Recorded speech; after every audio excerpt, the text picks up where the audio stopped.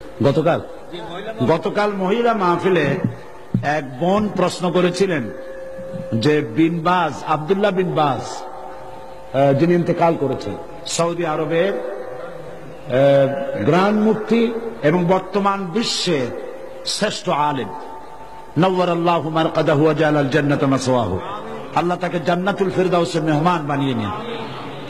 অনেক বড় আলেম, উঁচু পায়ার আলেম। তো সে বোন প্রশ্ন করেছেন যে তার এক কিতাব পড়েছেন তিনি, সেখানে লেখা আছে যে নামাজের নিয়ত করতে হবে না, নিয়ত যেভাবে পড়া হয় এইভাবে মুখে নিয়ত পড়া লাগবে না। এটা ঠিক কিনা আমার কাছে প্রশ্ন করেছে। আমি প্রশ্নের জবাবে বলেছি যে বিনবাজ সারা পৃথিবীতে স্বীকৃত শ্রেষ্ঠ আলেম, সমস্ত ওলামা মহলের কাছে তাকে ওস্তাজুল ওলামা বলা হয়, ওস্তাজুল আসাতিজা বলা হয়। সুতরাং তিনি ভুল লেখেননি। আরবিতে যেভাবে আমাদের দেশে নিয়ত পড়া হয়, নাওয়াইতু আন উসাল্লি লিল্লাহি তাআলা রাকাতায় সালাতিল, এই যে নিয়তটা আরবিতে আমরা পড়ি, এইভাবে হুজুর সাল্লাল্লাহু আলাইহি ওয়াসাল্লাম পড়েন নাই, সাহাবায়ে কেরাম এরকম পড়েন নাই।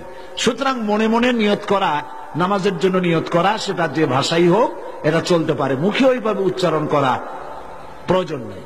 এই কথাটা বলায় একজন আমাকে লিখেছেন যে এটা নাকি আজকে টক অফ দ্য টাউন, সারা একেবারে শহরে এটাই হয়েছে যে নামাজের নাকি নিয়ত করা লাগবে না, কোন জিনিসের নাকি নিয়তির দরকার নেই। মানুষ শোনে একটা, বুঝে আর একটা, বলে আর একটা।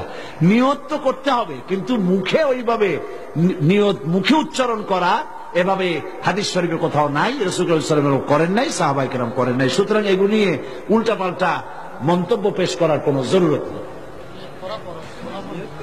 হ্যাঁ, নিয়ত তো করবে, নিয়ত তো করতে হবে, সে কথা বললাম না। নিয়ত পড়তে হবে, কিন্তু মুখে ওইভাবে উচ্চারণ করার জরুরত নেই। একজন বলেছে আপনি টাকা দিয়ে প্রতি বছর মুসলমান বানান, দেখছেন অবস্থা? এইসব প্রশ্ন আমার কাছে দেন কি কেন? এদের জিজ্ঞেস করেন এই 6 জনের কাছে যে আমি কয় টাকা দিছি, আমি জিন্দিগিতে এদের দেখছি কিনা, এরা আমারে দেখছি কিনা। আল্লাহ হেদায়েত করুন। জি, তো আমি